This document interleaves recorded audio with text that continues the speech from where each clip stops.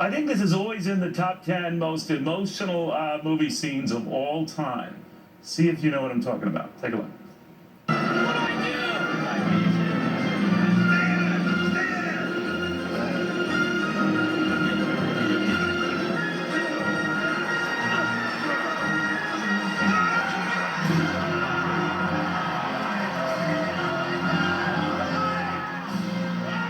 Incredible.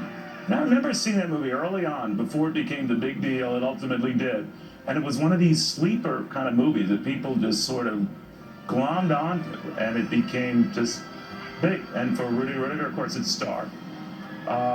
It's become the source of motivational speaking. He's inspired, I'd take hundreds of thousands, probably over the years. Very good to have you, Rudy. Oh, you too, Neil. Always good to see you. Good to see you. You know, we need a kind of a pep talk in this country. We need a Rudy. We need something to aspire to, and we're not getting it from the candidates. I think you're going to see it soon. I think what's ever happened has happened now. Now you can see, hopefully, the positive side. Let's get to the real point of why they're there and the purpose of why they're there, the heart of America.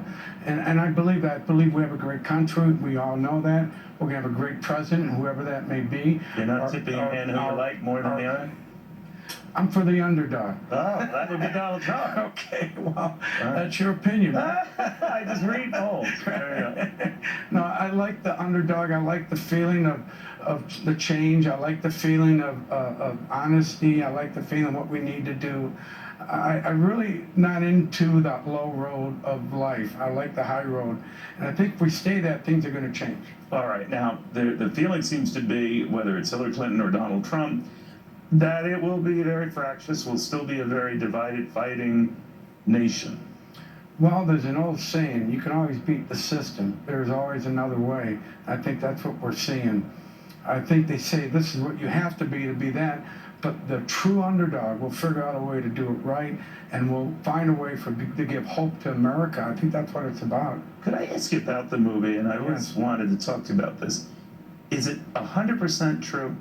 Just a walk-on and the whole 9 yards? Well, I took it to Hollywood when I got inspired by another movie called Rocky. Sure. And start pushing the message of the journey, and it took 10 years, so we got about 92% accuracy with Notre Dame. What's the 8% that isn't? I think the kids laying their jerseys on the table. Oh, really? Never happened. There was the captain of Notre Dame went in and asked if a guy like myself should dress, and one guy gave up his uniform.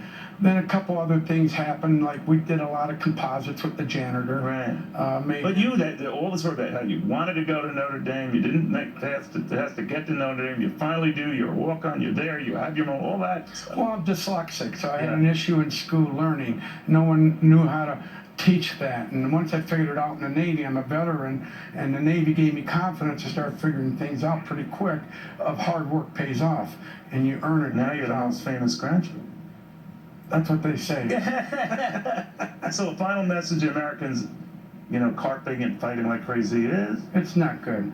Our kids see it, and it's not good. We should make a true commitment. If we're going to argue behind the scenes, let's show the positive side of what we really want to do for this country. I think that's going to be a big difference. All right, Rudy, a real pleasure seeing you. Thank you very, very much.